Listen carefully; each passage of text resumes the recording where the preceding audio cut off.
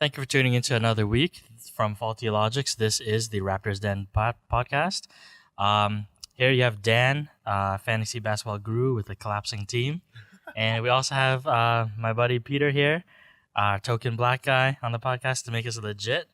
And Peter, tell us about what we're going to talk about today. Great agenda coming up here today. As you guys know, the trade deadline just passed this last Thursday here. A lot of big moves that we're going to be talking about a lot of on this podcast this week. But a quick agenda here, we're going to be talking about Dwayne Casey and his 300th win as the Raptors head coach. The one minor trade that the Raptors were in during this trade deadline there, as well as a quick all-star update. There were some more unfortunate injuries and people that had to step out from the festivities, as well as the big Nuggets Suns little brawl that they had on their game the last week. And of course, the trade deadline itself. We're going to talk about all the big moves, the shakeups, the pros and cons for each team, and how they are going to be shaping up for the rest of the season and into the future. I know, Dan, you wanted to do a quick shout out to this giveaway that we're still trying to launch off here for us. Yep, so same as every week, we're still trying to hit 100 subs. It's been very difficult, but we're close, guys. Help us get there. All you have to do, again, is make sure you subscribe to our channel. Leave a comment on any of the Raptors Den podcasts below. That's where we're going to pick our winners from. And you just have to be subscribed. So make sure your profile is public so we can see that you're subscribed. And then we'll do a draw out of a hat, like live on the podcast once we hit 100. Yeah, guys, we're real close. If one of you guys tells two friends, those two friends tell two more friends, I'm sure we're going to get there by the end of the week. But great. After that, we can jump right into the actual information here that makes people tune into the Raptors Den.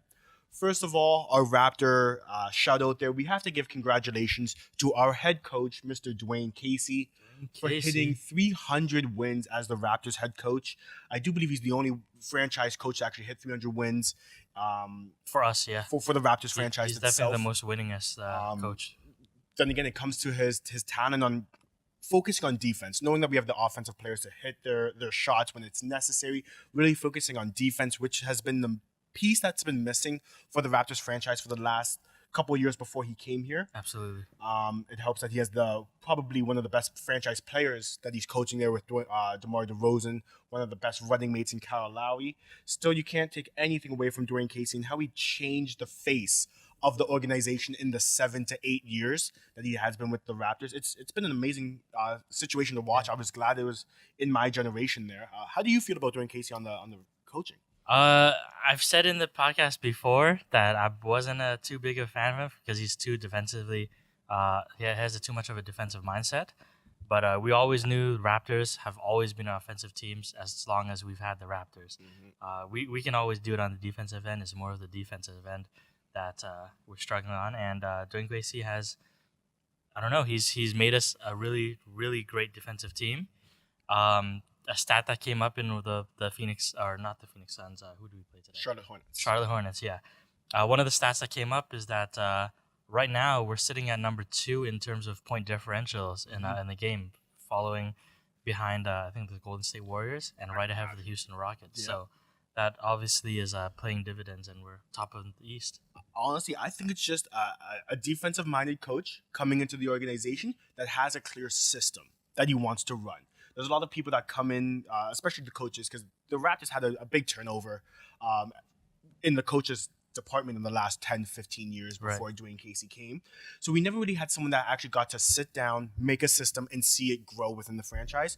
I think it's just with Dwayne Casey having a system, having a game plan, having all of his players get on board with that system and game plan is showing the actual dividends to that point differential being so low compared to other people, because we know we can score. Like 100 points is something of a natural outcome in the NBA as a whole now. Right. It's if you can keep the other team under 100 points, that's when you actually have a chance to win games. Clearly, it's showing to work for Dwayne Casey. He's turned this team around. 4 straight playoff berths. Went to the Eastern Conference Finals 2 years ago. Like it shows it and it's working. And shout out to Masai as well too, because when Masai took over after Brian Colangelo, just ran us to the ground. We had Dwayne Casey at that time, and he trusted Dwayne Casey. Usually, you have a GM swap or something like that, and they'll be like, you know what, I'm gonna bring in with my own team that I've worked with a long time, and he trusted Dwayne Casey and kept going with him.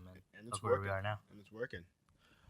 So a quick another move that the Raptors have done on the trade deadline here that passed on the 9th of February. It was a minor move, nothing big headlining deals that's happened throughout the league on that date. We did move our draft pick from the 2014 draft. I do believe it was the 14 or 13 draft. Bruno Caboclo. We moved him for Malachi Richardson with the Sacramento Kings. It was a deal that we had Bruno going from Malachi pretty much straight up, I do believe. I don't think there was any picks on the back end or anything of that nature. Malachi Richardson, young player, second year in the league, coming out of Syracuse. More or less, I do believe this move was to try and bolster our farm system, get someone into the G League with the Raptors 905, get him some time on the court, see if he can make dividends in the long run there for us. It's also financial as well too, because Bruno course. has been in the league for a few years.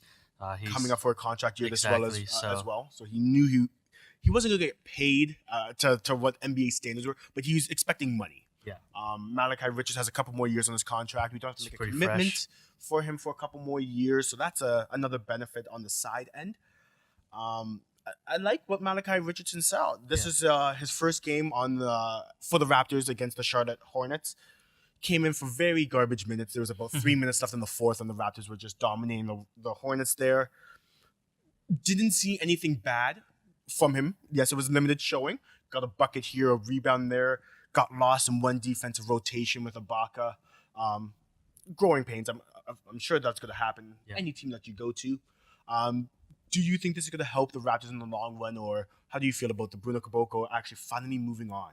I think it was definitely time that we got rid of him. He didn't really contribute anything to us at all. Been a complete upset. Funny stat I saw about that actually. In the 4 years that Bruno Caboclo was a part of the Raptors organization, he only appeared in 25 games. It's worse than Joel Embiid. Not injured, just no need for him. I thought that was a funny stat, but sorry to cut you off there. And this move here, this is the only move we did at the trade deadline, really. And I think what it is that right now we have a pretty good team. There's no need to shake things up. We're not desperate like the Cavs were, but it's a move that helps us free up some cap space so that if we do need to make moves over the summer, I think that's when we're gonna do it. It does open up the door a lot. And it's true because last year at the trade deadline, we were very desperate. We were a buying team. That's when we saw Ibaka got traded because it was right around trade deadline was when we got Serge Ibaka last year. And we know we needed that one piece. Me being a Raptor fan and a supporter, I'd like not having to be in the desperate situation like other teams were, the Clippers, the Cavs, the Lakers, the Kings, to actually get deals done to make a playoff push. I like that we can just look down our bench. We have 9 to 10 guys that are solid core guys. Yeah, we could use a piece or two there to make it over the hump, but it wasn't a necessity like what the Cavaliers situation was, where if they didn't get that piece, they were probably not going to be the top 4 in the East, which is unbelievable. Looking at the Raptors team, we had a good core of people, didn't need to make any big moves to shake up the team, and we are still poised to look like we're taking first in the Eastern Conference, going into the playoffs with a strong position, which is just going to benefit our confidence going forward, especially with the young team that we have. But going on, that was a good cover on the Raptors there on the little bit of moves that they made on the trade deadline date. Before we get into the meat and potatoes of the trade deadlines that actually happened here, let's do a brief update on the All-Star Weekend that's coming up this upcoming weekend on the 16th of February in LA.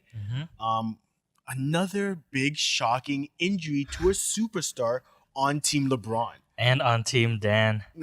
And on Team Dan fantasy team. Honestly, I don't even know where this is coming from. I've heard it passed around in the NBA circles that curse of LeBron James's team for the All-Star game. I'm not the superstitious kind of guy. Don't like to get into those feeding of this is happening because of this happened. But honestly, I would not want to be drafted on Team LeBron by seeing some of these season-ending injuries. Like, not just a couple weeks here or there, like season-ending or season-altering injuries that the LeBron James's All-Star team has faced. The most recent casualty to the injury bug was Kristaps Porzingis for the New York Knicks, tearing his left ACL. Yep. He's going to get surgery for it. And yep, his surgery is already scheduled for the upcoming week here. I First of all, before we even get into the All-Star team, how does this hurt the Knicks? Oh man, the Knicks. Honestly, I thought after this happened, I didn't think they were going to trade Willie Hernan Gomez because They need a big his thing was he wanted the opportunity to play. Yep. And with Kristaps going down, I thought that was going to be his opportunity, but true. they traded him anyways. I don't know. I think the Knicks they weren't doing too well anyways, to be honest. Fair. So They were still in the playoff picture though. Mhm. Like low in the weak East, but still yeah. playoff berth or even being in the conversation for playoffs, I would say would be a win for the Knicks. This blow Who do you think benefits the most out of this? in which sense? The Knicks. Like which player? Well, who would get the most time? Honestly, I think it opens the door for Tim Hardaway Jr. Even though I think it was since our last podcast, he got literally jumped over by Giannis Antetokounmpo. I have to throw that out there. One of the best dunks I've ever seen in game. It was unbelievable. Unbelievable. Dunk of the year, Yes, without a doubt, right for now. sure. But it does open up the door for Tim Hardaway Jr. Now he's going to be the offensive threat on the team. He's going to get a lot of touches. They played the Raptors the other day here. Yes, they got blown out as well, but he got a lot of touches in the rotation. I think this is going to just help Tim Hardaway Jr. the most develop himself. Mm-hmm. I don't know when his next contract. I think he signed a new deal last year or the year before, so it's not anything big for that. Yeah. But just for his own player stock, I think this is going to help him the most. I think I definitely agree. Like pretty much him and Enes Kanter were the second and third options on the team. I think this is also gonna hopefully put Michael Beasley on the map as well too. Yep, he needs to get the ball in his hands now. Yep. But I don't know, fantasy wise, like if you're gonna look at a fantasy, I don't know if you want to take a risk on Michael Beasley. Not at all. But hey, speaking about fantasy, there I do have Enes Kanter on my team. Since Kristaps went down, he has put up 2 2020 games. So Dan, I'm sorry, your team got a little bit hurt, but my team just got up in spades. So speaking on that too, I'm a bit worried because of this Team LeBron curse. Because the guy replacing him, we talked about Kemba Walker. I also have Kemba Walker on my team, and I have another All-Star on Team LeBron on my team with Karl Anthony Towns. So I'm sweating here, man. Honestly, I think they got to just shut down this Team LeBron business and just change the name, make someone else the captain because this is serious. But I don't know about the Knicks. I hate to say right off the season, but with Kristaps going down the way he went down, even looking into the future, they don't know if he's going to be ready for the season start of next year even. This might be a downfall for the Knicks organization that looked like they were on the up and up in the last couple of years. Best wishes to Kristaps. I hope the unicorn comes back in spades. I love watching him play. Mm-hmm. He's a more agile Dirk Nowitzki type of player. I love the game. Yep. Hopefully he does bounce back. But going over to the replacement in the All-Star game, like you alluded to, Kemba Walker, I thought he should have been in it 3 replacements ago. Before Dragic, yes, Drummond should have been in there as well. But like Kemba, I had to take 4 injuries. Al Horford, like it took 4 injuries to get Kemba in the game. That's a shame. Well, the biggest debate in this, I also agree. I believe Kemba deserves to be in the All-Star game. I've been saying it for a couple of weeks now. But the debate here now is, did he deserve it over Ben Simmons? Yes and no. Yes, in the fact of I think he deserves it over Ben Simmons, purely because Kemba had a couple injuries at the start of the season. He hasn't played the whole half of the season. But then he did deserve it more than Ben, purely because generally rookies and second-year players, well, especially rookies, don't go into the All-Star game. Let alone Ben Simmons is still up for Rookie of the Year, which I don't think is right anyways, because this is technically his second season in the league. So, but if he is up for Rookie of the Year, then no, he should not be in the All-Star game. You can't have your cake and eat it too. Win Rookie of the Year, All-Star bid every single year of your career. Unless you're Blake Griffin. Unless you're Blake Griffin. Like, still, I don't think Blake Griffin should have got that anyways as well. A lot of hearsay. Yes, I don't think Ben Simmons is getting snubbed as much as Kemba Walker. Yes, Ben Simmons still has his rookie All-Star Rising Star game that he's a part of. I know it's not the big game that everyone wants to get into. He is still a part of the All-Star Weekend festivities where Kemba was not going to be in it at all. So I do think Kemba was rightly deserved for the replacement of Kristaps. In regards to Ben Simmons, the argument here is that Ben Simmons posted this himself too. When he first got snubbed with I think and Andre Drummond, they're saying, okay, well, what are they looking at there? Are they looking at stats or are they looking at wins, team wins, right? So at that point, I think it was they're looking at stats because Andre Drummond's putting up monster stats. He's almost a 20 and 15 Right? kind of guy, average of the season. Right. So then he's like, okay, well, if we're looking at stats, I kill Kemba in stats other than maybe 3-pointers and points per game. And field goal percentage. Right, but well, no, he's beating Kemba on field goal percentage. Is he? Yeah, he's shooting like 50-60%. Free throw percentage is where he struggles. Oh yeah, and 3-pointers. And yeah, so Ben Simmons is killing him. He's got the good field goal percentage, rebounds, assists, steals. So in regards to that, he believes that based on stats, he deserves to be in more than Kemba. That's true. But then, and when you look at wins, his team is also ahead as well too. That's true. So if he's only behind in points and threes, like he's thinking, why did Kemba get it over me? Where he does make a valid argument, I think it is a valid point. But I think it goes back to being the age, because I just don't believe rookies. I don't know for a fact, but LeBron didn't make the All-Star game in his rookie season. Not in the rookie, but he did it in sophomore. In the sophomore year. But then again, it's going back to Ben Simmons is up for Rookie of the Year this year. So yes, it's his sophomore, but he's still considered a rookie. It's kind of weird how he's being rated. If it was up to me, he wouldn't have been up for Rookie of the Year. He would be able to go to the All-Star game because it's not his rookie season anymore. Right. You get, even though you're not playing day to day, you get the experience of knowing what is generally going to happen in a season where a true rookie like Kuzma and Alonzo Balls and stuff like that have absolutely no idea what they can be expecting in this upcoming season. So I feel like it's a little bit of an unfair advantage. But Ben, if you win Rookie of the Year, you can't be salty that you didn't get the All-Star, because you can't be the All-Star, you can't be Rookie of the Year, you can't make All NBA first team and All NBA rookie first team, like things like that.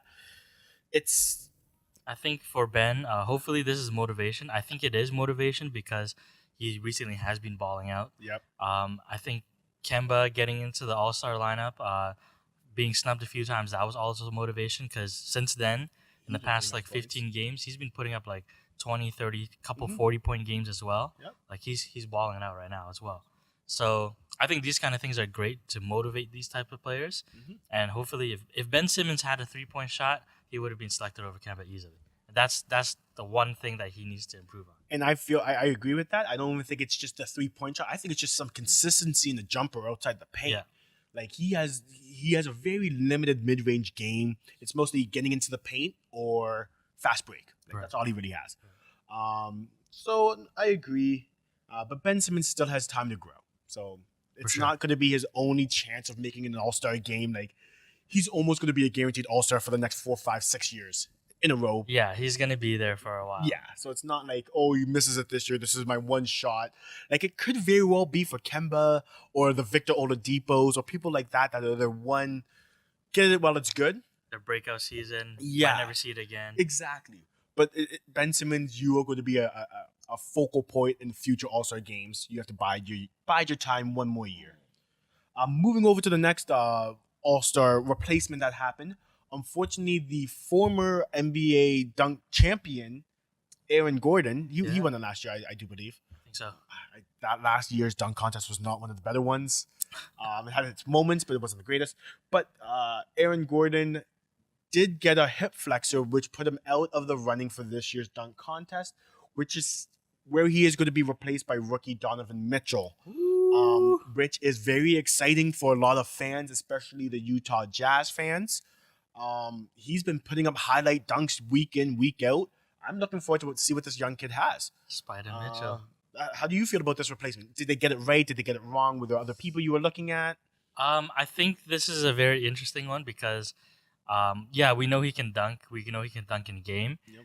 But can he dunk for a dunk competition? With creativity. Right? So I have no idea. I haven't seen him because Donovan Mitchell isn't a guy to play to be flashy. He's not playing to show off his moves. He's playing to win. Mm-hmm. Right? He makes good shots. Has very good shot selection. Passes the ball when he needs to, and when he dunks, it's usually cutting to the lane or a breakaway. Fast break, right? yeah. So even on those, he's not doing windmill dunks or anything like that. Like The power dunks. yeah, so I don't know. I'm excited to see what he does have. If he does have something in his back pocket that we haven't seen yet. Me too. He is one of the guards. He is a guard player that can fly. He has ups. So it's just to see how creative he can be with the hang time that he does possess. I think they got it right. There's no other real splash in the pan, especially in this season with highlight dunks other than Giannis. Giannis. Yes, but then he comes with the length. Like True. I don't know if he has time to do a lot of tricks in there because they had the same thing with DeAndre Jordan, Right. where he came in a couple years, but all his dunks were just power dunks with length Yeah, at this point, we know he can dunk over a 6'6" player. and clear him without ducking or anything. Yeah. And it's not going to be as impressive if it's not in a game. Exactly, exactly. And would it be that impressive when he is a 6'9", almost 7 feet tall? When he puts his hands up, he's like 8 His feet tall. wingspan. It's he only jumps like half a foot and he's dunking the ball. So it wouldn't be as impressive. That's why I like the Donovan Mitchell pickup. I think that was a perfect selection. Have the two young studs with Dennis Smith Jr. and Donovan Mitchell going head to head.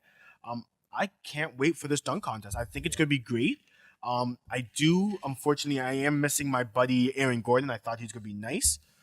But he was my pick for the dunk competition. He is. You're gonna have to make a new pick, but I still like my pick in Larry Nance Jr. just to see how creative he can be. Now that he is with a new team, he is getting another set of opinions, I'm sure, by new teammates, LeBron James, the J.R. Smiths, the people on the Cavaliers roster, putting their input on how they can benefit him in the dunk contest.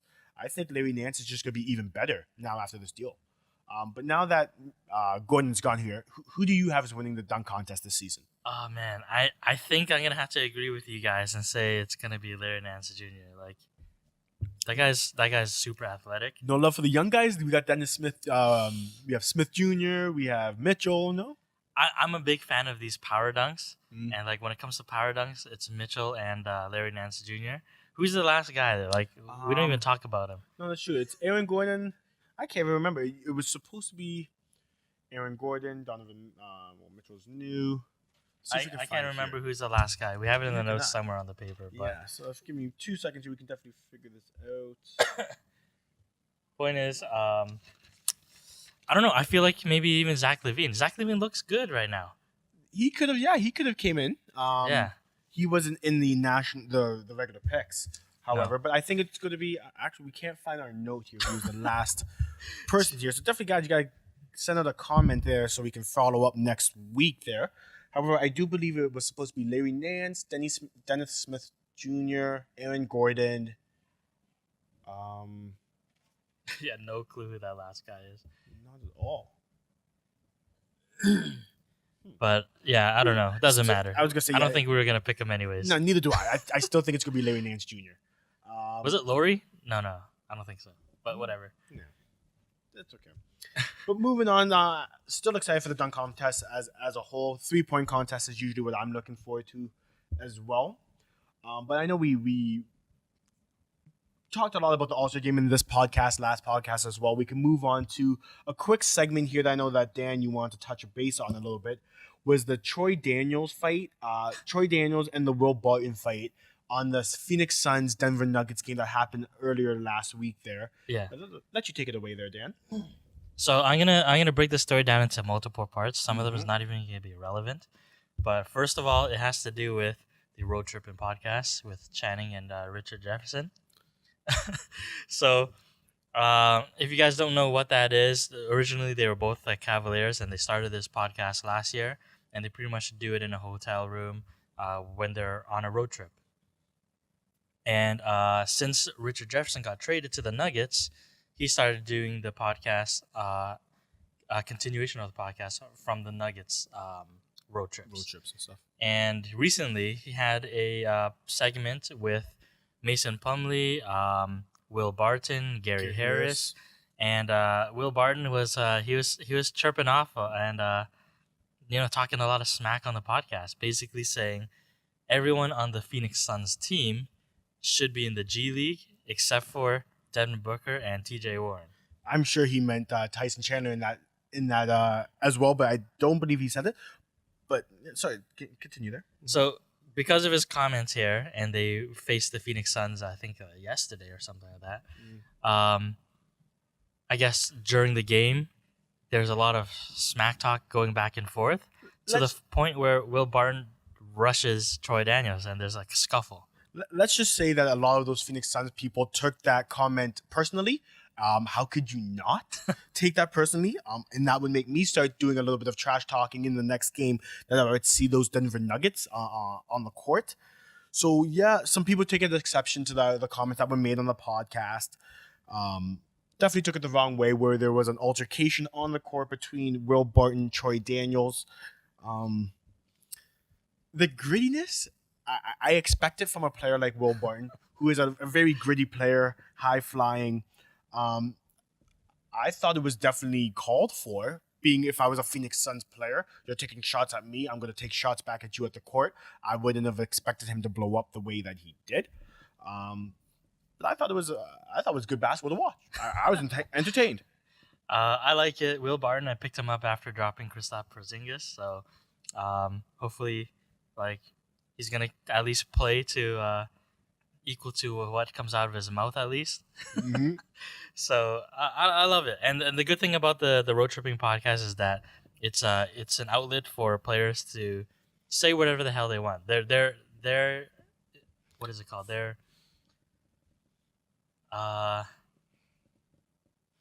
Richard Jefferson and Channing Frye, they pretty much want players coming onto their podcast to voicing their own opinions. Yeah, like it's not a radio or a media segment where they're talking to interviewers. Just say whatever the hell you want, no filter. Yep. Just let the fans know who you are, right? Right from the player's mouth. That's the only way you know that anything's true nowadays. I know during the trade rumors, LeBron James had a big quote that was saying that if you didn't hear it from me, it's not true. Yeah. I think the main thing about this podcast is saying if you hear it from my mouth here, this is exactly what I'm feeling. There's no filters. There's no people in the middle miscommunicating information. So I think it's I think it's a great outlet. I love it. I'd like to see how this is going to happen going forward. If there's going to be any more of these direct call-outs that people have going forward here, it's good to see. Actually, going back to the last point here, we did find not the replacement, but the missing person in the dunk contest. It's actually Victor Oladipo. Oh. We did forget it was Victor Oladipo. He can fly. He can. There's a lot of guards. I think it's all guards. Larry Nance Jr. is a 3-4. It's a very guard-heavy dunk contest. So we have Victor Oladipo, Donovan Mitchell, Dennis Smith Jr., as well as Larry Nance, rounding out these dunk contests this upcoming weekend. I think that's going to be really good. Mm-hmm. So now knowing it's Victor Oladipo, any changes to your pick? No, I still think Larry Nance is going to kill it. Yeah, it's still going to be Larry Nance to me. So great. Going forward here, moving on to one of the last topics here of the show today. It's definitely all the major trades that happened on this upcoming trade deadline. One of the most active trade deadlines in the NBA that I can remember in the last couple of years here. A lot of teams getting a part of the action. Mainly, of course, is the Cleveland Cavaliers. Being the main movers this season, going at the trade deadline. They pretty much blew up their roster. I think out of the 15-man roster that each team is allowed to have, they did lose 6 to 7 out of their 6 people out of that roster, bringing in 4 and draft picks and caps. Well, a little bit of cap space, not much cap space. Yep.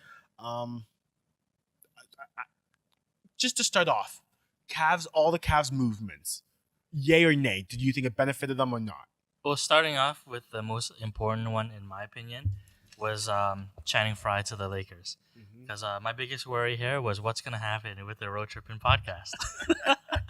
It was already going from 2 different locations. I think it will be fine going from LA and Denver, from Denver to Cleveland. So from that podcast we just mentioned with Richard Jefferson and those Nuggets boys, Allie Clifton from the Cavaliers, the sideline reporter, she had right before that episode, she pretty much said, like, look, we're going to continue the Road Tripping podcast. I'm going to keep doing it here in Cleveland.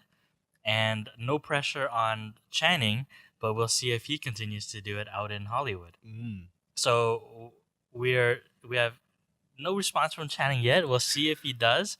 I think it would be really interesting because the Lakers on the Road Tripping podcast, that'll be exciting. There's a lot of young guys with a lot of stuff to say there. And you're going to get a lot of LeVar Ball stuff. A lot of LeVar Ball stuff. But then again, see, coming out of the Lakers camp, they like to keep a lot of things in-house. Would they allow Channing Frye to have such a free public media outlet that would have to be monitored, being a Lakers organization? I don't know if it's that heavily monitored because he's doing it on his own. Exactly. Right? So, but with the Lakers, they would have to give up a lot of their freedom of like speech and like, I think they would try and reel in the freedom that Channing Frye has, and I don't know if he would like that. So I would like to see if they would even allow him to continue doing the podcast throughout the season, because I know the Lakers organization like to keep a lot of things behind closed doors. Because I don't know. Like Channing, he's a guy that doesn't stop talking. Like he just doesn't shut up. Now that Richard Jefferson and Channing Frye are gone from the Cavaliers, I feel like there's going to be a lot less talking there, which is going to be interesting. But I don't know. Who knows? Maybe if he's there, he might actually get Lonzo to talk, because Lonzo doesn't say much either. He does. Yeah, he stays on the camera a lot. Actually, like you said, there was a lot of young guys, but you don't really hear a lot of talking out of the Lakers camp as of right now. Other than like Kuzma. Yeah, Kuzma, and then he's still very somewhat spoken as an NBA star. Yeah. Yes, he's a rookie, so he's not at that stature yet. But like, you don't hear a lot coming out of Brandon Ingram at all. Julius Randle doesn't really speak a lot. Right. And even the Lakers people that left in this trade, the Jordan Clarkson, Larry Nance Jr., very quiet people. They're not in the media a lot. Right. So maybe this is gonna get them out of their shell, and now we can actually hear a lot from the Lakers camp. But you want to introduce that main mega trade that had everybody's NBA Twitter feeds, Instagram feeds blowing up?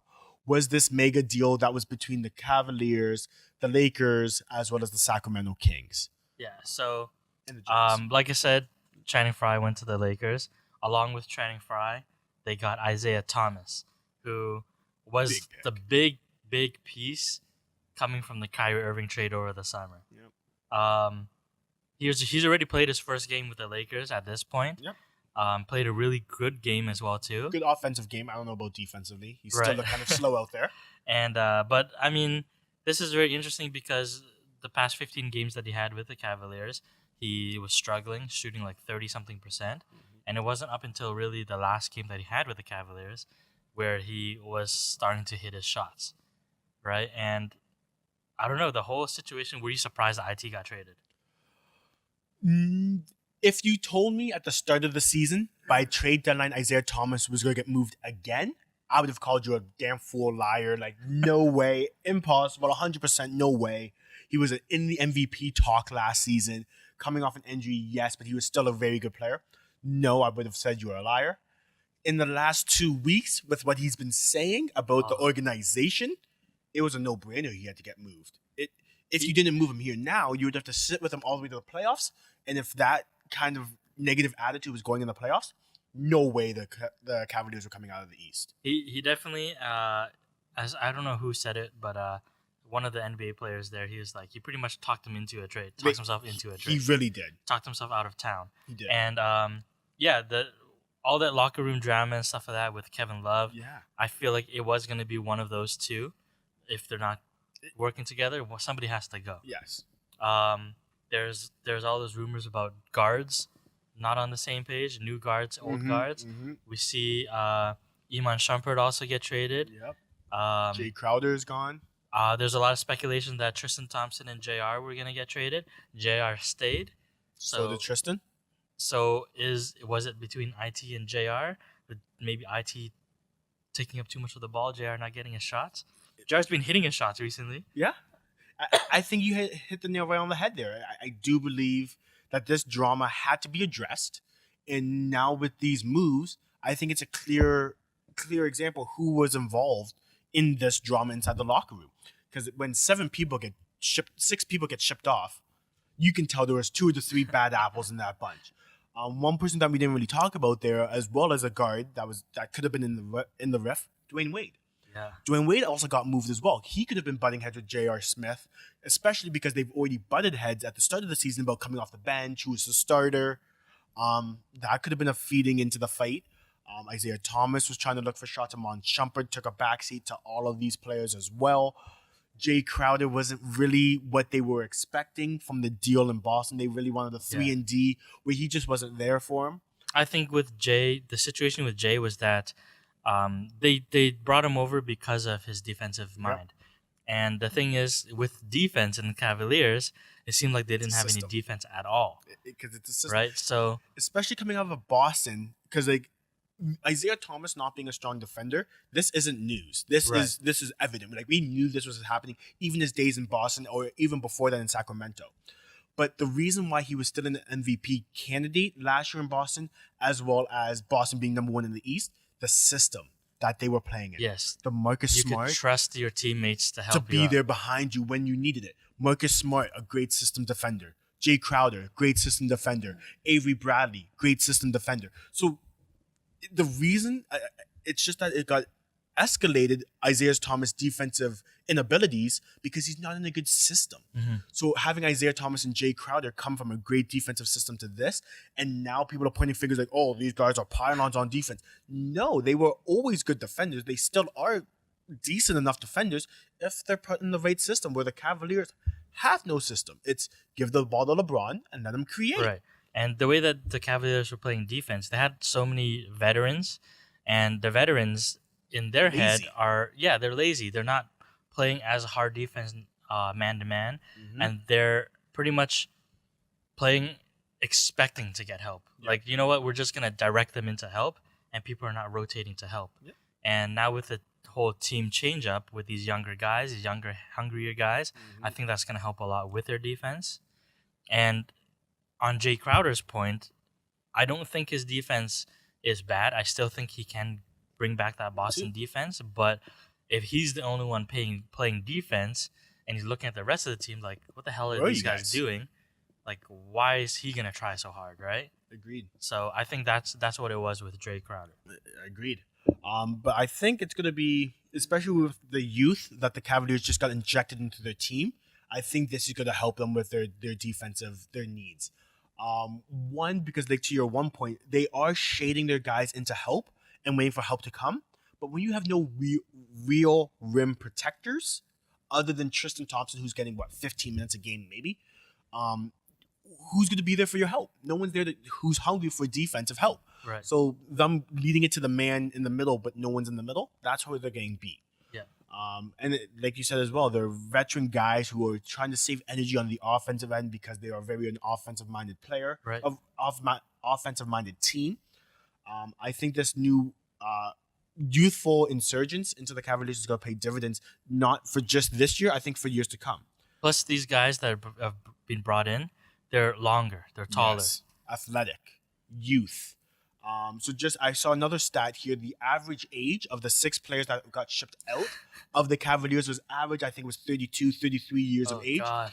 The 4 people that they brought in, average age was 26. So it's like you just had a change of 6 to 7 years within 10 players. That's huge to your average age of your team. Definitely. And they still got to hang on to the number 1 round pick from the Nets, which to me, I don't even understand how that's possible. So just to bring up the actual trade here, total trade for the Cavaliers and the Lakers. Going over to LA was Isaiah Thomas, Channing Frye, the Cavaliers 2018 first round draft pick. It is top 3 protected. It's not going to be top 3 anyway, so it's okay. And then going to the Cavs, we have the youth in Jordan Clarkson, as well as youthful Larry Nance Jr. On paper, yes, the bigger names went to the Lakers. Isaiah Thomas, Channing Frye, somewhat known in the NBA, both of them. But the reason why I believe the Cavaliers, from this trade alone, came out on top, one, they gave people to LeBron where he can see but beyond this 1 year. So yes, like looking past this year, looking at your team with Dwayne Wade, Isaiah Thomas, who are getting up there in age, there's nothing you can really build around. Looking at next year that you have Jordan Clarkson, Larry Nance Jr., and George Hill, who's made on a different deal, there was pieces that I can build with for not just 1 year. It could be for 2, 3, 4 years down the road, which could help LeBron James make that sign back at the end of the season to stay with Cleveland Cavaliers. Speaking on that, do you think he will sign back? Going to that, I do. It's kind of weird. So with this trade, if the Lakers aren't able to sign LeBron James at the end of this year, this would have been the biggest blunder that Magic Johnson's ever made with the Lakers. He's cleared up cap space for two supermax contract players from this deal, which is hopefully that he's going to be signing Paul George or LeBron James or a supermax kind of player. But now with this trade, they pumped life back into the Cavaliers organization by having those two youthful people, still having a top draft pick coming next year to get even more youthful and someone that LeBron James can mentor. Like LeBron James he's a coach, he's a GM, he's a mentor. Mm-hmm. He likes these young players to impart his kingly wisdom that he has to these guys. So I believe that's another reason for him to stay in his hometown team, the Cavaliers. So this trade just gave the Cavaliers so much ammunition to go and re-sign LeBron James to that supermax deal next year. So in all honesty, I do think he re-signs because of this deal. The Lakers only made this deal to clear cap space to re-sign LeBron James, LeBron James. I just don't understand how you don't get the Nets pick. I don't think it would have been as bad as of a trade if they got that Nets pick, because then they would have got a top 10 to 15 player coming in the draft pick. You have Isaiah Thomas, who's going to put butts in the seats for this season at least. Channing Frye, who can stretch the floor and hit some threes for you. Maybe still have room for that super max player to get Paul George to come over and play with Davis. Or Anthony Davis to come and play with Isaiah Thomas, Lonzo Ball, Kuzma, Ingram, who still has youth. They had to get that Nets pick. I don't know how they didn't. But honestly, I think LeBron's going to stay. I think IT did a really good job. The Lakers did a good job in getting IT because I think the Lakers locker room does need somebody who's been in the league for a while. The oldest guy that they have on the team is like Luol Deng, who they're trying to get rid of. Yeah. So they need some sort of leadership there. And with Lonzo Ball currently being out, I think IT is a pretty good guy to have in there. And he wants to win. He's a fighter, and he's from LA as well too. Is he? I believe so. He's always dreamed about being playing for the Lakers as well. So actually, I think you were right. I was watching a lot of Isaiah Thomas Player Tribune. Great Twitter feed, great website. You guys have to check that out. Players Tribune. There was a great video on Isaiah Thomas. I think he is from Los Angeles, but he was born and raised in Washington State. So I know he played in Washington University or somewhere out there. But no, I think you are right. But going back to the Western Coast for him is going to be beneficial for his career, I do believe. For sure. And who else got traded? We had Shumpert leaving. Shumpert, okay. So all the main trades from that are revolving the Cavaliers, they have Isaiah Thomas leaving, Frye leaving. They also have Jay Crowder leaving, Derrick Rose left. They also do have Iman Shumpert, who left with them as well. Dwayne Wade. To the Kings. So Iman Shumpert went to the Kings there. We have Jay Crowder, Derrick Rose going to the Jazz. With Dwayne Wade going back to his alma mater, Miami Heat, where he had all of his success, actually, or not most, all of his success. Cavs pretty much gave him away for free. For a 2024 second-round pick, which is just absolutely ridiculous. And it's heavily protected. So it's not going to be for cheap. So I that was a big move as well. Any other major deals that the Cavaliers were a part of? No. Not really. But there was a lot of people that got moved out. But coming into the Cavaliers organization, there was the aforementioned Jordan Clarkson, Larry Nance Jr., George Hill, who's a proven experienced guard, Rodney Hood, who's an experienced scorer in the league as well, who plays a lot of defense. And they got a nice draft rights player as well for the up-and-coming future. That does just entice LeBron James even more. They have a great pick coming, rights to another good player, good youth, good point guard, and the playmaker that he needed. If you guys remember last year, LeBron was saying they need a playmaker. So what did they do? They went and got Derrick Rose, an injured Derrick Rose, and an Isaiah Thomas. Those are not playmakers at all. But now a George Hill is a playmaker. A Jordan Clarkson is a playmaker. So this is literally what LeBron was asking for on a silver platter. Mhm. So I think it's going to be great. So I know with this trade as well with the Cavaliers, the ultimate winner, yes, 100% for the immediate future is the Cavaliers. For the rest of the 2018 season, the Cavaliers are outright the winners of this trade deadline. Do you think that's enough to put them at the top of the East? Are they going back to the NBA Finals?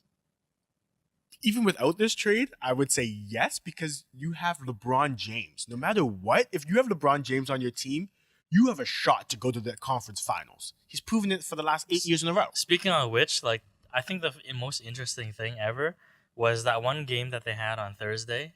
I think it was Thursday or Friday after the trade.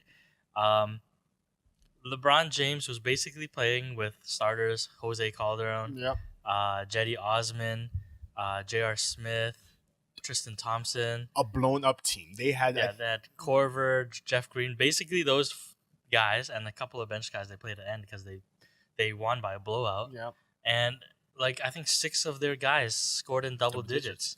Like, because honestly, I think this deal just breathed life into LeBron James, knowing I have help coming. I'm going to turn my season around. Because even though they were struggling, I was one of the believers that thought the Cavaliers had a hidden switch. That yes, they were struggling in the month of January, early February, even late December, going from the Christmas break. They were struggling, but they had a switch that they could have flipped on and then just went to the Cavaliers of old. I think one of the big things is that they got rid of players who are playing for themselves. Yes. And even with the guys that they played with the other night, they're all guys that are playing for the team. They're all playing for LeBron. Like, they're not guys that are looking out to get their own. They're pretty much one Batman and a shitload of Robins. Actually, I was going to say that exact quote that George Hill came out and said. He said, when he came to the Cavaliers, he's like, it's clear that they have a good Batman, but they need all of us to be the Robin. Which I believe with this new youthful resurgence, I keep saying that word because it is a resurgence to the Cavaliers franchise. Yeah. I think this is exactly what they needed. They got people that know their role. They're not looking to be a superstar, because I remember I saw I was watching on TNT with Jalen Rose and it was Jalen Rose that was saying it. They've had these people that have played with a superstar before. Jordan Clarkson, Larry Nance Jr. all played with Kobe Bryant, who was a super megastar. Yeah. So they know how to play behind a guy like that, where Dwayne Wade never really, yes, he played with LeBron James, but he was never clearly behind LeBron James. And when they were playing together, it was like a double Batman situation. Exactly. So he was never behind a superstar. Even when he played with Shaq, he wasn't behind Shaq. I still don't think that Dwayne Wade was an issue for the Cavaliers. I still think they could have kept him. It's just more so like, I think it was more so thinking it's a clearing cap space move. Yep. And what is the best situation for Dwayne Wade? Because at the end of the day, he's thinking about his family who's still in Miami. Yep. He's only here with his wife. And he said he wanted to go back to the Miami and retire as a Miami Heat. He did. But speaking what's best for Dwayne Wade, would this move be the best for his playing career, his professional career? Yes, it's outside of the game. His family's there. He clearly situated his life there because he was right there. He was in Miami for about like 9, almost 10 years. So yes, outside of the game of basketball, he is there. Is the situation on the court in Miami the best fit for an aging Dwayne Wade? Right. I don't think so. I think what it is for him, because since being traded here, he's had an interview, and he's basically saying, I'm going to stay here until I retire. And I think he's accepted the role of basically being a leader now and teaching the young guys. He's not looking out to get his own anymore. No. And I think you can kind of tell that already in the past few years of him slowly accepting it, because just in how he reacts, like even in the finals, he comes to the Cavaliers games to support his bro. He doesn't have that mentality of, I'm super hungry for another ring. Yeah. You know, he's already accomplished all the things he set out to do, and he's pretty happy. So instead of going for the championship, do you think this is more or less padding his Miami Heat legacy? So he can be that clear-cut franchise. He's already leading in points. He's already leading in games. He's already leading in X amount of factors for the franchise of Miami Heat. So do you think this is just going to be padding numbers to foment his Miami Heat legacy? And I think it's also with post-NBA career, maybe he's going to have something Front with office. the organization. Hey, never know. So Very that's good what I point. think it is, mending that relationship with Pat Riley. That's true. And actually, I think his relationship with Pat Riley was still great because it looked like this deal that he made to go to the Bulls was for Dwayne Wade. This was a favor for Dwayne Wade. Like you mentioned here for Cleveland moving him to Miami, it's because somewhat of a favor to Dwayne Wade. Going to play with the Bulls in his hometown of Chicago was somewhat of a favor for Dwayne Wade. He always wanted to play with Chicago, but Yeah. the drama behind it was that It wasn't worth it. Miami Heat weren't giving him what he wanted. So Yeah. that's why he left. Mm. But, I mean, that part of it, I think there was a bit of a flux between him and Pat Riley. But I think they gotten over it, and, He's back home. It's time to correct things, Yeah. basically. You know, And we he's both back made a home. mistake there. Let's bring you back home where you belong. Fair. Yeah, I think it's gonna be good. I honestly think the Cavaliers made a couple good picks. I think Dwayne Wade was not a fit for the way the Cavaliers were playing. Well, I guess he was a fit for the way the Cavaliers were playing, but the way the Cavaliers were playing was not good basketball. Right. So it's like, so 'Cause something he had to did give. good off the bench. Yes, he was a played leader off the good bench. basketball. It's just that the Cavaliers organization as a whole wasn't playing good basketball. Right. So he was one of the expendable pieces that needed to move. Now, speaking about going back home, it's not really going back home to Chicago per se, but there is a guy involved in the trade who will be probably waived by the team that they went to, D Rose, and he could possibly be going back to see teammates Taj Gibson and Jimmy Butler and coach Tom Thibodeau with the Minnesota true. Timberwolves. Because it's already in the work that Derrick Rose is looking to be bought out from the Utah Jazz that he just landed there with, and go to a playoff-bound contending team. Just for the insight there, I don't like the fit of Derrick Rose and the Timberwolves, especially because they do have Jeff Teague still. I don't know if he's banged up, or I know he was banged up before, but I don't know if he's back here yet. I don't think it would be a good fit in the system. However, what coach knows him better than Tom Thibodeau, who's coached him to his MVP year, Right. In Chicago with the Bulls. So I do think that fit would be good. But honestly, an aging Derrick Rose with 2 terrible knees, a couple bad ankles, like For me, I'm gonna defend D Rose as I have all year. ugh, I believe this is gonna be great for him. Maybe I don't believe he's gonna get back to his MVP no. self, but I believe this is gonna be a good move for him because, like I said, last year he had a great season with the Knicks, even though not a lot was said about him. It was very low key, but he did have a really good year with the Knicks. With the Minnesota Timberwolves, we know he's not going to be a focal point in their offense or nothing. They've got Andrew Wiggins, they've got Jeff Teague, they got Karl Anthony Towns, they got Jimmy Butler. Yeah, they got buckets. They got But Taj Gibson for the rebound. What they can do is they can put D Rose and that Chicago offense that they had with Tom Thibodeau coming off the bench. Because in the past, that was what worked for them. That is what brought them to multiple playoffs. And because D Rose is not in his prime anymore, they could still maybe use that off the bench and still run their new offense with Cat and those guys With the youth. with the starting lineup. Fair. I do think he'd be a good presence in the locker room. Matters on what they gotta pay him for it, but I don't know about the Anywhere- locker room because apparently he doesn't talk a lot. true. He's very and he just walks away from teams in the middle of something to do personal stuff.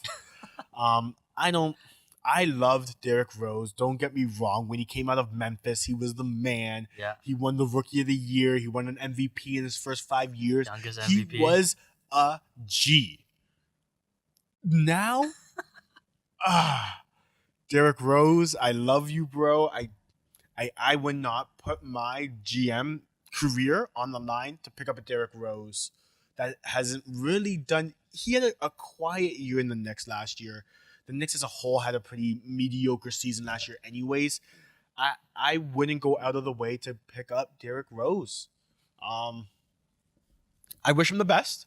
I just don't see him being an NBA super contributor No. like years past. Yeah, I don't think he'll be a super Even contributor. a role player off the bench. Like I don't see it happening. I hope it happens. I like Derrick Rose. He was exciting to watch. But then the reason why he was so exciting was his athleticism, which he doesn't have anymore because of his knee injuries and his ankle injuries. He still had some nice plays, even with the Cavs. Yeah. But But it I think maybe in the right not system, as with yes. a coach that knows him, Yes. it, But it could work. Tom Thibodeau knows the super athletic Derrick Rose. This is a different guy. He is a different player. I don't care what people say. You can't put him at the top of the key, tell him to dribble his man to sleep, blow by him, and throw it down on three guys, which was what he was doing in the Bulls organization in his MVP year. He's just not that guy anymore. I don't know. We'll have to see how he does. I hope he lands on his feet. But another buyout moving to a potential playoff bound team, Joe Johnson. It's already been official that he has been bought out from the Sacramento Kings, and it's rumored that he is Committed. Committed, that's the word. Committed to the Houston Rockets organization. Pros or cons for going to the Rockets with Joe Johnson, the vet? Honestly, I don't think Joe Johnson is too relevant anymore. Like he's an old dude, and coming off the bench, like you still have Eric Gordon coming off the bench. Like he's gonna be taking most of your shots. So I don't see how he's gonna have that huge of an impact, to be honest. That's fair. You're totally right. He won't be getting a lot of shots in the regular offensive game. It comes down to when you are tied with 6 seconds left against the Golden State Warriors in the Western Conference Finals. Imagine the lineup: you have Chris Paul, James Harden, Eric Gordon, Joe Johnson, Clint Capella just get rebounds. Who's going to take the last shot? Right. I would give that shot to any one of those first four guys. Any one of them, I would be confident taking the very last shot in the game. That's unbelievable to think of that. You have four closers. Okay, Eric Gordon, I don't know how much of a closer he is. Chris Paul was the closer in the Clippers. Wasn't the greatest with the Clippers organization. Was kind of weak. James Harden is a closer. You know Joe Johnson's just ice water in the veins. He can shoot the ball. Like you might not want to rely on him on defense and stuff like that, but you know he can score the bucket. But if you remember to the Nets and Raptors playoff series that they had 3 or 4 years ago, Joe Johnson was a killer. Yeah. He killed us. And I think he can still harness that in the last 3 minutes of a fourth quarter. He's a killer. Mm-hmm. James Harden is a killer. Eric Gordon, he's a three-point assassin. Chris Paul can make it all run. I think it's deadly in the fourth quarter. We're not looking at Joe Johnson to be guarding LeBron James or playing 40 minutes a game. No. We're looking, I'm saying we as in the Rockets. They're looking for 14 minutes a game. Give me 3 3-pointers, space the floor out. We're down by 2 with 3 seconds left. You be ready to hit that game-winning shot for us if it comes out of James Harden's hands. Sure, coach, I can do that. I think Joe Johnson can do that. Mm-hmm. I think it's going to be a good fit if it is a good system in Houston for Joe Johnson, which I think it is. I don't know if he's ever played with Mike D'Antoni. I doubt that they've ever crossed paths. But I don't think he's able to play a Mike D'Antoni offense, to be honest. I agree. I don't think his legs can keep up with it. No. But the green light that Mike D'Antoni gives to all of his people to shoot fits right into Joe Johnson's pocket. Exactly. Joe, you have the ball. You can see the rim. Play out of a timeout, anything like that. You have the ball. You see the rim. Put it up. Joe Johnson's gonna be like, "Hey, coach," and he's gonna be jacking threes. I think it's gonna be deadly. Yeah. So speaking of Joe Johnson, some of the places that he was speculated to go to, or at least me being on these Raptors boards on Facebook and everything like that, a lot of people wanted us to sign Joe Johnson, and obviously we didn't get him. We're not getting him. But there's a couple other names that people dropped as well too. We could still get Joe Johnson. It's just not confirmed. It's doubtful, but sorry. So the other guy who we're probably not going to get either because he's committed to the Philadelphia 76ers is Marco Bellinelli. He's been with us before under Brian Colangelo. Yep. And that's maybe one of the reasons why he's with the 76ers or going to the 76ers, Brian Colangelo. That was another guy that we kind of looked at. A lot of Raptors people or fans were like, no, we've already tried him once before. It didn't go well, so whatever, right? I think it's a totally different team, and I think Bellinelli would be a good fit for us right now in our current need. Yeah, and then the final guy that people were talking about, where there's tons of debates about this, We've had debates about this even in earlier podcasts, but it was whether or not we will sign Vince Carter if he gets bought out by the Kings. Just to start off on this, my girlfriend is a humongous Vince Carter fan and would have done anything to see Vince Carter come back. Honestly, I would have loved Vince Carter to come back as well. I think he would have been a great, I don't want to say a showpiece, but a good marketable piece that Vince Carter came back to his normal stomping Right. ground. Would he have benefited our team as much as people would like to think? Meh, probably Maybe not on the court. Yeah. Maybe in the locker room. Yeah, he is a veteran. And honestly, every Raptor who is a current Raptor right now have paid homage to Vince Carter and what he has done for the franchise. So honestly, I think he would be great for the locker room because everyone respects him. Yeah. He's very well respected across the league. And he would have been in those situations where the refs weren't giving us the calls. With a nice conversation with Vince Carter, I'm sure a ref would be a little bit more friendly to the Raptors. The other thing to keep in mind is that a lot of people are saying like he has nothing to give to the Raptors that we don't already have. You have to keep in mind that this guy's been playing in the league for 20 years. Yeah. I'm pretty sure you can learn something from somebody who's been playing in the league for 20 years. Yes, that is very true. Maybe not physically he can't give us, but he has something mentally. He has something, I don't want to say spiritually because he's so invested in the organization, but like, come on. Seeing Vince Carter in the purple, well, I guess we're not wearing purple Red. anymore, but like, just imagine the purple pinstripes with Vince Carter again. Right. That would get me inspired. Like, I would be inspired just to ball out just because I'm playing with Vince Carter on the Raptors where I was watching and playing early games of 2K with, like, and him doing dunks on everybody. That would just get me so pumped. I would get tickets to his first game back in Toronto. Man, like I would. Oh, I can't wait. There is a big debate that is he going to be a Raptor before he retires. I almost think it's a no-brainer. Like, even if it's a 10-game contract, he is coming back to be a Raptor to end it all. Like, it's not a question. Yeah. It's a question of, is he going to come and contribute to the Raptors before he retires? Probably not. I don't see it. Especially after this, I don't see it anymore. I have seen reports that the Kings are committed to having Vince Carter stay out the rest of the year here in Sacramento. Would I be upset if Vince Carter came? No, of course not. Would I have been super excited? Only just to live my childhood fantasies of watching him play in actual ball. Maybe cry a few tears. Oh yeah, especially when he does his first dunk as a Raptor again. Oh, I would get juiced. I don't know. I don't think it would have been as beneficial as what people might thought for the Raptors organization. That is. Another quick trade that I wanted to reach out to as well, because I think it's going to benefit the Phoenix Suns team itself, is them went out and picked up Alfred Payton from the Orlando Magic there for a second-round draft pick. That is unbelievable. Alfred Payton, I still think he has a lot to give to a team. He is still a proven facilitator in the league as well. I think the Suns just got a good gem, a diamond in the rough in Alfred Payton, who is going to be the main ball handler beside Devin Booker. Because like Devin Booker, yes, he is a point guard body, but he's a shooting guard mentality. Yes. He needs a guard to dribble the air of the ball for him so he can come off screens and just put the ball on the rim. Yeah. I think Alfred Payton's going to be that guy. He doesn't need the ball in his hands to score. He doesn't want to score all that much. He's all about defense and passing, which is great for an off guard who's all about putting the ball in the rim. Yeah. I think Payton does have a lot of potential, and maybe maybe the Magic style of play just wasn't going away from using him to his fullest potential. Mhm. Maybe the Suns could kind of Run with him. Yeah, they can maybe bring out his potential, and he might be able to show us really what he's all about. So it'll be interesting. I don't know too much about him, but I'm looking forward to see the experiment there. But speaking about guards as well, I know we're going to go right back all the way to the Los Angeles Lakers there yet again. There were rumors that Isaiah Thomas was coming off the bench, but then he might have started beside Lonzo Ball.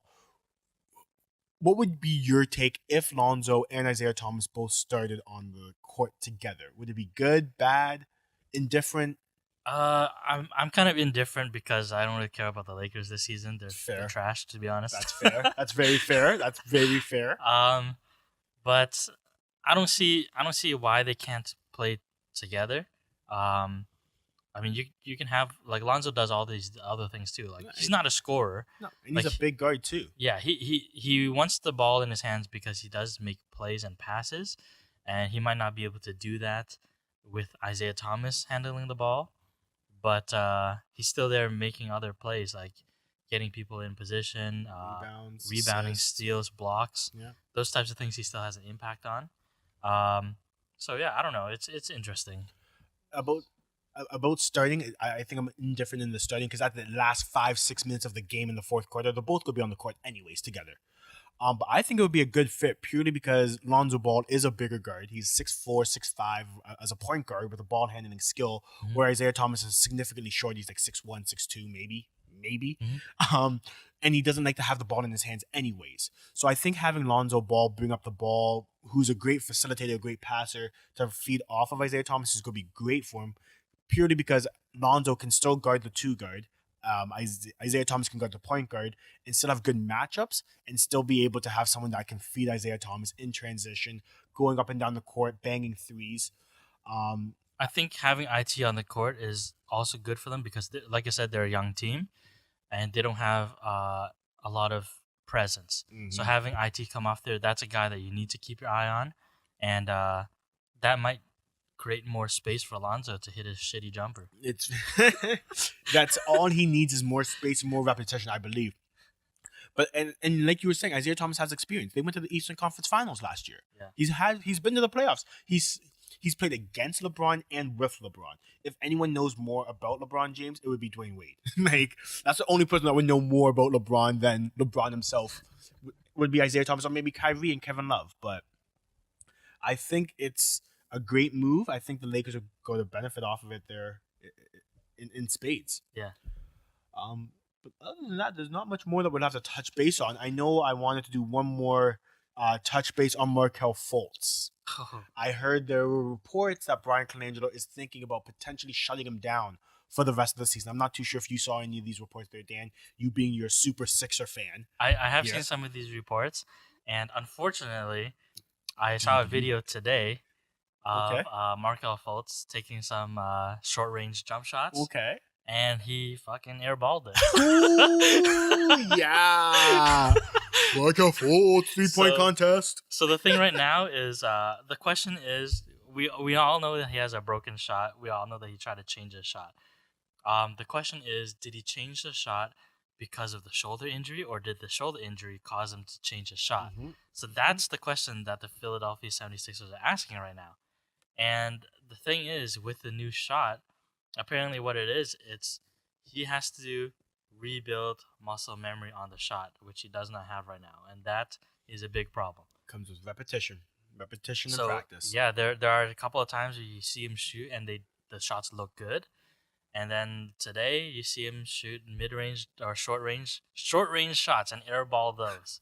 And I'm just like, what is going on with this guy? First round overall. Yeah. You can see him. He has no problems with dunking the ball. He has no problems with dribbling or anything. It's just the shot is broken. But being a point guard, especially a scoring point guard, if you don't have a jumper, you already have a point guard that can't shoot a jumper in Ben Simmons. Yeah. Like, you can't have two. No. So I wanted to touch base with you there because you are the big Sixer fan there. I want to see if these reports were true. You put yourself in Brian Colangelo's GM shoes. Do you shut him down, or do you try and rush him back to try and make a playoff push? Because they are in the playoff contention. I think they have the 8th spot right now. Yeah, they are in contention. They brought in Marco Bellinelli. I think that's going to help. I would shut him down. Honestly, if he's no use to you, why play him, right? Like, just be like, come on, man. Like, focus on getting back your shot. Once you get back your shot, we'll take a look at you then. Trust the process. Exactly. I think you hit. I would agree with you totally as well. Shut them down. You've seen somewhat success when you have shut down your rookies, i.e. Ben Simmons, i.e. Joel Embiid. Trust the process in rehab. Actually buy into your rehab. Not changing doctors mid thing like Kawhi Leonard situation. Like, have a plan, stick to the plan, and go over it. And just get over that rehab. Right. If I was in the Sixers organization, I would be the one voting to shut him down for the rest of the season. Rehab, get him back, get that muscle memory back up there for him, and just be more confident. That's what I think. I think now, especially being a rookie, making that transition, confidence is one thing, especially making that transition, because you don't know what you are getting yourself into. Now, not knowing what you're getting yourself into and having an injury, his confidence must be shot. If I was in this situation, I would have absolutely no confidence in my game because I've played 3 to 4 games very early in the season, did not do good. Then got another injury off of an injury I already had, where he didn't even play his last college year, I don't believe. So it's like he hasn't played in a long stint. How can you be confident in that game? And the other thing too is that muscle memory part is a huge thing because he's been shooting a certain way, thousands and thousands of shots throughout his life, a certain way, and now he suddenly have to change it, and there's no way it's gonna feel right. Like even when I play, I've had to change my shots because it's a bit weird as well too. Mhm. When I'm at the end of a game and I'm exhausted or whatever, and I throw up a shot, sometimes my shot does revert back to that old shot, and I'm like, That's oh what you're comfortable with. shit, right? That's So true. I don't know. Like it's an interesting situation. Very. I would like to see how this story develops going forward here. I like Markel Fultz. I don't think he was ever supposed to be #1 overall. But he was a promising NBA star, which I hope he does get back. All prayers with him in his rehab. I hope gets better sooner than later. Yeah. That's for sure. Before we sign off here, just a couple of last things to touch on, and there are trades that didn't happen Mm-hmm. at the trade deadline. And one of the guys that we've been talking about since we started this podcast, DeAndre Jordan. I cannot believe they didn't get any value back for DJ. It's almost a guarantee that he's leaving now. Especially Did you see because the they signed him. interview, the locker room interview? No, I did not. So they asked him um, something about how do you feel about what the team thinks of you, and there's just like a long pause, and he's like, well, "What do you think?" Right? It's like so. Yeah, it seems like he's completely lost trust with his organization, his management, and stuff, and I don't think there's any way he's staying if he can leave. Yeah. I thought they were going to move him for some sort of value as well, purely because it would have been beneficial for him because they're going to get nothing for him. Yeah. I don't know. I'm surprised he hasn't moved. I want to see what they can do. The Clippers did just re-sign Lou Williams to a 3-year extension. Which a lot of people thought he was going to get traded as well, too. But then they paid him out, so that's good. I don't know what their plans are for this offseason. I hope it's going to be something good. Mm-hmm. So yeah, DJ. That's an interesting tough. one. I didn't see that one coming at all, to be honest. Neither did I. I think even the Raptors were kind of trying to sneakily try to get in their way into it, but nothing happened with the Raptors, obviously, as we know. Mm-hmm. The other guy who was he was shut down for pretty much like a week and a half, so that he wouldn't get injured or anything like that. Keep his trade value high. Tyreek Evans didn't move as well.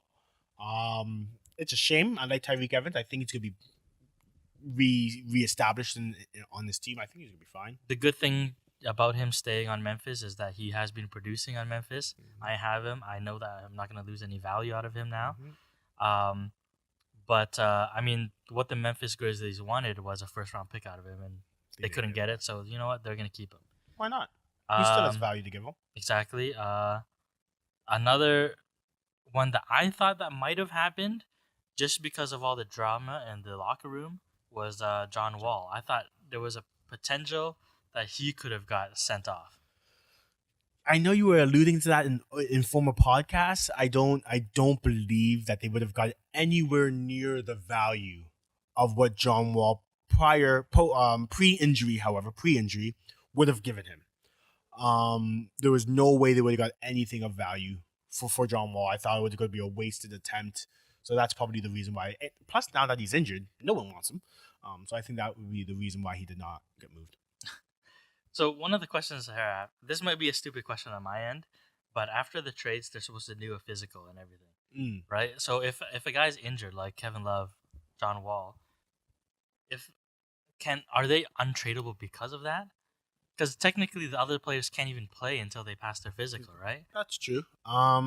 I'm sure there are clauses in the back end of NBA players because, like, how was Isaiah Thomas traded to the the Cavaliers because he had a hip injury? So I think it would be more or less because yes, you have the option of giving him a physical, but then I think if they aren't able to do said physical, it would be buyer beware of knowing what you're actually getting or not. I would assume. I have no idea how it would work, but you're right. I know trades have fallen through because of physicals not going well. Right. But yeah, Yeah, have you heard much about the drama with John Wall? And you've heard rumblings coming out of the Wizards camp. they've been winning without him, Yep. first of all, and then apparently the number of assists per game Has increased. since he's been out. But that's not surprising, because usually when a big star are out of the teams have to play more team ball. Yes, because you don't have A one guy to go the ball dominant to. guy. Yeah, you don't have someone to build through, so you have to build through everybody. Yes, So you're gonna have to have more ball movement. I don't look into this drama being we are better without John Wall. I think But the cryptic Twitters and tweets. yes, and the Gortat in the quotations. Hot one, man. I think yes, in the short term you're doing a little bit better with John Wall. If you played 82 games without John Wall, no, you guys are gonna be garbage. I don't think you guys are gonna be in the playoff hunt at all. My opinion, I don't think know. the favorite thing that John Wall said was he took a jab at Gortat, saying like, like all of your buckets are literally spoon fed by me. Yep. And I was kind of talking about that in previous podcasts as well too. Is like when John Wall plays, Marcin Gortat has good games. Double And doubles. that's one of the reasons why I keep my eye on him. Right. So when John Wall was out, like I dropped Gortat. I was like, yo, this guy's not producing for me right now. Because he doesn't have someone to spoon feed him. So Yeah. So I think it's hilarious. Like I was just as shocked as John Wall that like of all people saying this, it's Gortat. Like I understand Bradley Beal because Beal gets his own. Right. Gortat needs a point guard. He needs the point guard. Yeah, and he's not getting these buckets when Wall's out. So I thought it was really interesting there. Funny to see. But other than that, I think we gave you guys an extended version of this podcast this week because I know we were a little bit longer than normal. Mm-hmm. But definitely thank you guys for listening in. Don't forget we are having this giveaway still going on here right now. Please don't forget to subscribe, tell a friend. Scroll down, subscribe, leave a comment if you haven't yet. It's so simple. It is super easy. You can leave it on any one of our prior podcasts. Tell a friend to tell a friend. By then, you guys will have the 100, and then next week we can definitely pull it out of a hat to see who can win. But as always, guys, if you listen to the whole podcast here, you're the real MVP. Peace. Peace.